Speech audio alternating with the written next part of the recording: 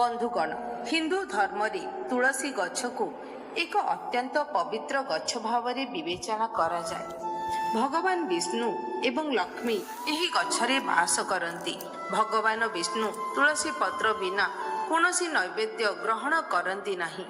तुलसी को विष्णु प्रिया मध्य कहा जाए। सेथिपाई तुलसी पूजा करुथिबा व्यक्ति केबे गरीब रुहंती नहीं एवं केबे दुर्भाग्यर सम्मुखीन हुअंती नहीं। एपरी व्यक्ति महापाप कले मध्य नरक को जाए नहीं। केवल तुलसी को जल देवा द्वारा कौन लाभ मिलता है, आसंतु यही महान कहानी माध्यम एहाकु बुझिबा। थरे देवी सत्यभामा भगवान श्रीकृष्ण को पचारिले, हे प्रभु, आपण तीनी लोकर कर्ता, तथापि आपण एही तुलसी गछ को काहीकि पूजा करुचंती? आपण एहाकु प्रतिदिन काहीकि जल दियंती? मु एही गछ को जल देवार महत्व जानिबाकु चाहे। तापरि भगवान श्रीकृष्ण उत्तर देले, हे देवी सत्यभामा, तुलसी स्वयं लक्ष्मींकर स्वरूप। एहाकु प्रतिदिन पूजा करिवार अगणित लाभ अछि। केवल एहाकु जल देवा द्वारा लक्ष लक्ष पाप नष्ट हुए। तुलसी को जल देवार महत्व बुझाइबा पूर्वरु मु आपणଙ୍କୁ एक बहुत प्राचीन कहानी सुनाउछि। एही कहानी माध्यम आपण आपणकर समस्त प्रश्नर उत्तर पाइबे। तेणु ध्यान देई सुनंतु। भगवान श्रीकृष्ण कहिले, हे देवी, जिए केवल एही कहानी सुने से 7 वर्ष पर्यंत तुलसी गछ को पानी देवार पुण्य फल पाए। देवी सत्यभामा कहिले, हे प्रभु, मु एही कहानी निश्चय सुनिबाकु चाहे। दया करी मते एहा कुहंतु, मु पूर्ण ध्यान देई सुनिबी। तापरि भगवान श्रीकृष्ण देवी सत्यभामा को तुलसी गछरे पानी देवार महत्वर कहानी कहिले। हे देवी सत्यभामा, ए विषय रे एक प्राचीन कहानी अछि जहा बहुत शुभ एवं पुण्य फल देई थाए। थरे अवंतीपुरी रे धनेश्वर नामक जने ब्राह्मण रहुथिले। से जन्मरु ब्राह्मण थिले, किंतु तांको कार्य बहुत दुष्ट थिला। तांको मनरे कपट भरी रहिथिला।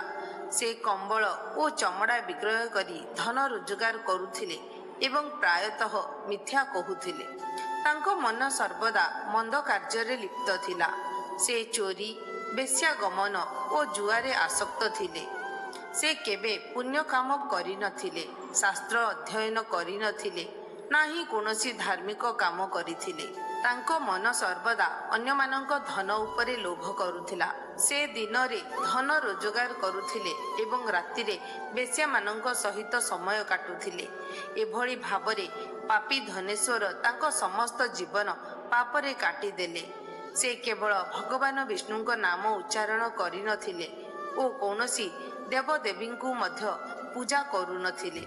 एभଳି पापमय जीवन रे अनेक वर्ष बीतीगला। तापरे दिने धनेश्वर ब्राह्मण किणा बिका करिबा पाई महिष्मती पुरी को गले। सेही सहर पाखरे पवित्र नर्मदा नदी प्रवाहित हेउथिला। दूर दूरांतरु लोकमाने सेठाकु स्नान करिबाकु आसुथिले। ब्राह्मण नदी कूଳରେ थिबा एक आश्रम रे रहिले। सेही आश्रम रे बहुत विद्वान ब्राह्मण पुराण पाठ करुथिले एवं भगवान विष्णुଙ୍କ स्तुति करुथिले। कपटी धनेश्वर मध्य सेठारे रहिले एवं निजको ब्राह्मण बोली परिचय देले। सेही विद्वान ब्राह्मणଙ୍କ सहित रही भगवान विष्णुଙ୍କ मंत्र सुनिबार सुजोग पाइले। सेठारे से 1 मास रहिले। एही समय रे लोकमाने गाई पूजा करुथिले एवं ब्राह्मण को भोजन देउथिले। पापी ब्राह्मण मध्य सेमानଙ୍କ सहित बसी प्रसाद ग्रहण कले। सेही आश्रम रे एक तुलसी गछ थिला। धनेश्वर अजाणତରେ प्रतिदिन सकाळे उठी तुलसी गछ को एक पात्र रे पानी देउथिले। से कौन पुण्य करिछंती ताहा से जाणु नथिले।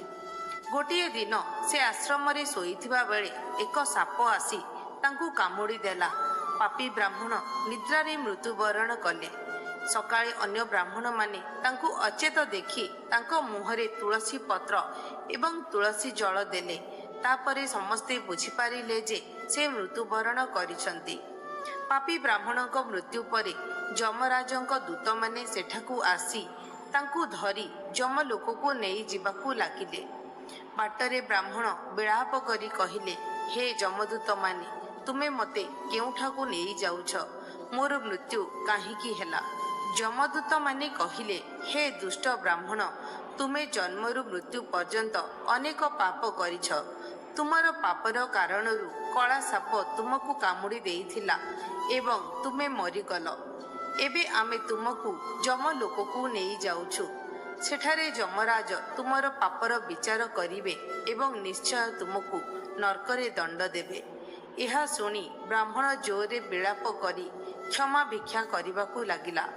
କିନ୍ତୁ ଯମରାଜଙ୍କ ଦୂତମାନେ କୌଣସି ଦୟା ଦେଖାଇଲେ ନାହିଁ ଏବଂ ତାଙ୍କୁ ପିଟି ପିଟି ଯମଲୋକକୁ ନେଇଗଲେ। ଯମରାଜଙ୍କ ଦୂତମାନେ ଯେତେବେଳେ ବ୍ରାହ୍ମଣକୁ ଯମରାଜଙ୍କ ସମ୍ମୁଖରେ ଆଣିଲେ, ସେତେବେଳେ ଯମରାଜଙ୍କ ପାଖରେ ବସିଥିବା ଚିତ୍ରଗୁପ୍ତ ବ୍ରାହ୍ମଣଙ୍କ ଜନ୍ମରୁ ମୃତ୍ୟୁ ପର୍ଯ୍ୟନ୍ତ ସମସ୍ତ କର୍ମର ବିବରଣୀ ଦେଖିଲେ ଏବଂ ଯମରାଜଙ୍କୁ କହିଲେ, ହେ ମହାରାଜ, ଏହି ବ୍ରାହ୍ମଣ ବାଲ୍ୟକାଳରୁ ମୃତ୍ୟୁ ପର୍ଯ୍ୟନ୍ତ ପାପ ବ୍ୟତୀତ କିଛି କରିନାହିଁ। ସେ ଗୋଟିଏ ବି ପୁଣ୍ୟ କାର୍ଯ୍ୟ କରିନାହିଁ।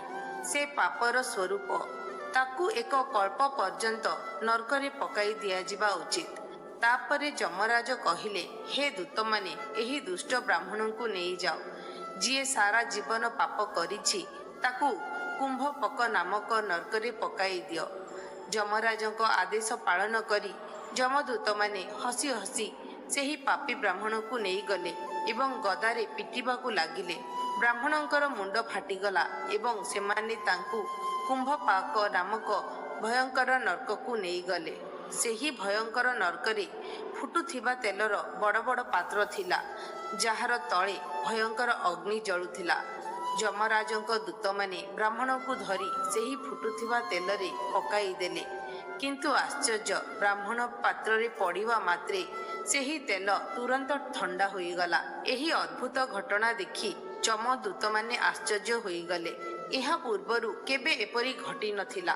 ସେମାନେ ସେହି ତେଲର ପାତ୍ରରେ ଅଗଣିତ ପାପୀଙ୍କୁ ପକାଇ ଦେଇଥିଲେ ଏବଂ ସମସ୍ତେ ଫୁଟୁଥିବା ତେଲରେ ପଡ଼ି ଯନ୍ତ୍ରଣାରେ ଚିତ୍କାର କରୁଥିଲେ। କିନ୍ତୁ ଏହି ବ୍ରାହ୍ମଣ ପଡ଼ିବା ମାତ୍ରେ ତେଲ ହଠାତ୍ ଶାନ୍ତ ଓ ଥଣ୍ଡା ହୋଇଗଲା। ଏହି ଆଶ୍ଚର୍ଯ୍ୟ ଦେଖି ଯମଦୂତମାନେ ଦ୍ରୁତ ଗତିରେ ଯମରାଜଙ୍କ ପାଖକୁ ଦୌଡ଼ିଗଲେ। ଯମରାଜ ପଚାରିଲେ, ହେ ଦୂତମାନେ, କ'ଣ ଘଟିଲା? ତମେ ଏତେ ଦ୍ରୁତ ଗତିରେ କାହିଁକି ଆସୁଛ? ଦୂତମାନେ କହିଲେ, ହେ ଯମରାଜ, ଆପଣ ଯେଉଁ ବ୍ରାହ୍ମଣଙ୍କୁ କୁମ୍ଭପାକ ନର୍କକୁ ପକାଇବାକୁ ଆଦେଶ ଦେଇଥିଲେ, ଆମେ ତାଙ୍କୁ ତେଲରେ ପକାଇବା ମାତ୍ରେ ନର୍କରେ ଅଗ୍ନି ଲିଭିଗଲା ଏବଂ ଫୁଟୁଥିବା ତେଲ ମଧ୍ୟ ଥଣ୍ଡା ହୋଇଗଲା। ଏହା ଶୁଣି ଯମରାଜ କହିଲେ, ହେ ଦୂତମାନେ, ଏହା ନିଶ୍ଚୟ ଏକ ଅତ୍ୟନ୍ତ ଆଶ୍ଚର୍ଯ୍ୟଜନକ ଘଟଣା। ଏପରି କଥା ପୂର୍ବରୁ କେବେ ହୋଇନଥିଲା। ସେତେବେଳେ ଯମରାଜ ଚିନ୍ତା କରୁଥିବା ସମୟରେ ଋଷି ନାରଦ ସେଠାକୁ ପହଞ୍ଚିଲେ। ନାରଦଙ୍କୁ ଦେଖି ଯମରାଜ ଆନନ୍ଦିତ ହେଲେ ଏବଂ ନମସ୍କାର କରି ସ୍ୱାଗତ କଲେ। ସେ କହିଲେ, ହେ ଋଷି, ଆପଣ ଠିକ୍ ସମୟରେ ଆସିଛନ୍ତି। ଆଜି ଆମେ ଜଣେ ଅତି ପାପୀ ବ୍ରାହ୍ମଣଙ୍କୁ କୁମ୍ଭପାକ ନର୍କରେ ପକାଇଛୁ। କିନ୍ତୁ ସେ ପଡ଼ିବା ମାତ୍ରେ ନର୍କର ଅଗ୍ନି ଥଣ୍ଡା ହୋଇଗଲା ଏବଂ ଫୁଟୁଥିବା ତେଲ ମଧ୍ୟ ଶୀତଳ ହୋଇଗଲା। ଏହା ଶୁଣି ନାରଦ କହିଲେ, ହେ ଧର୍ମରାଜ, ଆପଣ ଯେଉଁ ବ୍ରାହ୍ମଣଙ୍କୁ କୁମ୍ଭପାକ ନର୍କକୁ ପଠାଇଛନ୍ତି, ସେ ସେଠାରେ ପକାଇବାର ଯୋଗ୍ୟ ନୁହେଁ। ଏହି ବ୍ରାହ୍ମଣ ଅଜାଣତରେ ଏପରି ଏକ କାର୍ଯ୍ୟ କରିଛି ଯାହା ତାଙ୍କ ସମସ୍ତ ପାପକୁ ନଷ୍ଟ କରିଦେଇଛି। ଯେଉଁ ବ୍ୟକ୍ତି ସଦ୍ଗୁଣୀ ଲୋକଙ୍କ ସହିତ ରହେ, ସେ ନିଶ୍ଚୟ ସେମାନଙ୍କ ପୁଣ୍ୟର ଅଂଶ ପାଏ। ଏହି ବ୍ରାହ୍ମଣ 1 ମାସ ପର୍ଯ୍ୟନ୍ତ ଭଗବାନ ବିଷ୍ଣୁଙ୍କ ଭକ୍ତମାନଙ୍କ ସହିତ ରହିଥିଲା। ଆଶ୍ରମରେ ରହି ସେ ପ୍ରତିଦିନ ତୁଳସୀ ଗଛକୁ ଜଳ ଅର୍ପଣ କରୁଥିଲା। ତେଣୁ ସେ ଏବେ ମହାନ ପୁଣ୍ୟବାନ ହୋଇଯାଇଛି ଏବଂ ତାଙ୍କର ସମସ୍ତ ପାପ ନଷ୍ଟ ହୋଇଯାଇଛି। ଏହି ବ୍ରାହ୍ମଣ ଅଜାଣତରେ ଏତେ ପୁଣ୍ୟ ଅର୍ଜନ କରିଛି ଯାହା ମଣିଷ ଅନେକ ଜନ୍ମରେ ମଧ୍ୟ ପାଇପାରେ ନାହିଁ। ତେଣୁ ତାଙ୍କୁ ନର୍କରେ ପକାଇବେ ନାହିଁ। ତାଙ୍କୁ କେବଳ ନର୍କ ଦେଖାଇ ଦିଅ। ଋଷି ନାରଦଙ୍କ କଥା ଶୁଣି ଯମରାଜ ଆନନ୍ଦିତ ହେଲେ। ସେ କୁମ୍ଭପାକ ନର୍କରୁ ବ୍ରାହ୍ମଣକୁ ଉଦ୍ଧାର କରି ତାଙ୍କ ଦୂତମାନଙ୍କୁ କହିଲେ, ହେ ଦୂତଗଣ, ଏହି ବ୍ରାହ୍ମଣଙ୍କୁ ନେଇଯାଅ ଏବଂ ତାଙ୍କୁ ସମସ୍ତ ନର୍କ ଦେଖାଅ। ତାପରେ ଯମଦୂତମାନେ ତାଙ୍କୁ ନେଇଗଲେ ଏବଂ ସମସ୍ତ ନର୍କ ଦେଖାଇବାକୁ ଲାଗିଲେ। ଭଗବାନ ଶ୍ରୀକୃଷ୍ଣ କହିଲେ, ହେ ଦେବୀ ସତ୍ୟଭାମା, ଏଭଳି ଭାବରେ ଯମଦୂତମାନେ ବ୍ରାହ୍ମଣଙ୍କୁ ସମସ୍ତ ନର୍କ ଦେଖାଇ ଯକ୍ଷ ଅଞ୍ଚଳକୁ ନେଇଗଲେ। ଯେଉଁଠାରେ ସେ ଯକ୍ଷ ହୋଇଗଲେ। ଭଗବାନ ଶ୍ରୀକୃଷ୍ଣ ଆଗକୁ କହିଲେ, ହେ ଦେବୀ, ସମସ୍ତ ଗଛମାନଙ୍କ ମଧ୍ୟରୁ ତୁଳସୀ ମୋର ସବୁଠାରୁ ପ୍ରିୟ। ମାସମାନଙ୍କ ମଧ୍ୟରୁ କାର୍ତ୍ତିକ ମାସ ଏବଂ ତିଥିମାନଙ୍କ ମଧ୍ୟରୁ ଏକାଦଶୀ ମୋର ପ୍ରିୟ। କ୍ଷେତ୍ରମାନଙ୍କ ମଧ୍ୟରୁ ଦ୍ୱାରକା ମୋର ପ୍ରିୟ ସ୍ଥାନ। ଯେଉଁ ବ୍ୟକ୍ତି ପ୍ରତିଦିନ ତୁଳସୀ ପୂଜା କରେ ଏବଂ ତୁଳସୀକୁ ଜଳ ଅର୍ପଣ କରେ, ସେ ମୋର ସବୁଠାରୁ ପ୍ରିୟ ଭକ୍ତ। ସେ କେବେ ଦୁର୍ଭାଗ୍ୟର ସମ୍ମୁଖୀନ ହୁଏ ନାହିଁ ଏବଂ କେବେ ନର୍କରେ ପଡ଼େ ନାହିଁ। ଯେଉଁ ଘରେ ତୁଳସୀ ଗଛ ସଦା ସବୁଜ ରହେ, ସେହି ଘରେ ସୁଖ, ଶାନ୍ତି ଏବଂ ସମୃଦ୍ଧି ରହେ। ଭଗବାନ ବିଷ୍ଣୁଙ୍କ ପୂଜାରେ ଏବଂ ନୈବେଦ୍ୟରେ ତୁଳସୀ ପତ୍ର ଅବଶ୍ୟ ରହିବା ଉଚିତ, କାରଣ ଭଗବାନ ବିଷ୍ଣୁ ତୁଳସୀ ପତ୍ର ବିନା କୌଣସି ନୈବେଦ୍ୟ ଗ୍ରହଣ କରନ୍ତି ନାହିଁ। ପ୍ରତ୍ୟେକ ଘରେ ତୁଳସୀ ଗଛ ରହିବା ଉଚିତ। ଯଦି ଆପଣଙ୍କ ଘରେ ତୁଳସୀ ଗଛ ଅଛି, ତେବେ ସୁଖ, ଶାନ୍ତି ଓ ସମୃଦ୍ଧି ପାଇଁ ତୁଳସୀଙ୍କୁ ଏକ ଓଢ଼ଣା ଅର୍ପଣ କରିବା ଉଚିତ। ସର୍ବଦା ମନେ ରଖନ୍ତୁ, ଓଢ଼ଣା ବିନା ତୁଳସୀ ଗଛ ଅପୂର୍ଣ୍ଣ ବୋଲି କୁହାଯାଏ। ତୁଳସୀ କେବଳ ଗଛ ନୁହେଁ, ସେ ଭଗବାନ ବିଷ୍ଣୁଙ୍କ ପତ୍ନୀ ଏବଂ ଦେବୀ ଲକ୍ଷ୍ମୀଙ୍କ ସ୍ୱରୂପ। ତେଣୁ ତୁଳସୀଙ୍କୁ ଓଢ଼ଣା ଅର୍ପଣ କରିବା ଉଚିତ। ଏହା ସ୍ୱାମୀ ଓ ସ୍ତ୍ରୀଙ୍କ ମଧ୍ୟରେ ପ୍ରେମ ଓ ବିଶ୍ୱାସ ବଢ଼ାଇଥାଏ। ଘରର ମହିଳାମାନେ ସୌଭାଗ୍ୟଶାଳୀ ରୁହନ୍ତି ଏବଂ ଦାମ୍ପତ୍ୟ ଜୀବନ ସୁଖମୟ ହୁଏ। ତୁଳସୀ ଗଛ ପାଖରେ ଅପମାନଜନକ କଥା କହିବା ଉଚିତ ନୁହେଁ। ଭୁଲରେ ମଧ୍ୟ ତୁଳସୀ ପାଖରେ ଜୋତା, ଚପଲ କିମ୍ବା ଅଶୁଚି ଜିନିଷ ରଖିବା ଉଚିତ ନୁହେଁ। ଝାଡ଼ୁ ମଧ୍ୟ ସେଠାରେ ରଖିବା ଅଶୁଭ ବୋଲି କୁହାଯାଏ। ତୁଳସୀ ଗଛ ପାଖରେ ଛେପ ପକାଇବା ମହାଦୁର୍ଭାଗ୍ୟ ବୋଲି କୁହାଯାଏ। ତୁଳସୀ ପାଖରେ ପାଣି ଭର୍ତ୍ତି ପାତ୍ର ମଧ୍ୟ ରଖିବା ଉଚିତ ନୁହେଁ। ତୁଳସୀ ଗଛ ପାଖରେ ଦୀପ ଜାଳିବା ପରେ ତାକୁ ବାହାର କରିଦେବା ଉଚିତ, କାରଣ ତଳେ ଲିଭି ଯାଇଥିବା ଦୀପ ରଖିବା ଅଶୁଭ ବୋଲି କୁହାଯାଏ। ତୁଳସୀ ଗଛ ଥିବା ସ୍ଥାନ ସର୍ବଦା ସଫା ଓ ପବିତ୍ର ରହିବା ଉଚିତ। ତେଣୁ ନିୟମିତ ଭାବରେ ତୁଳସୀ ଗଛ ଚାରିପାଖ ସଫା କରନ୍ତୁ।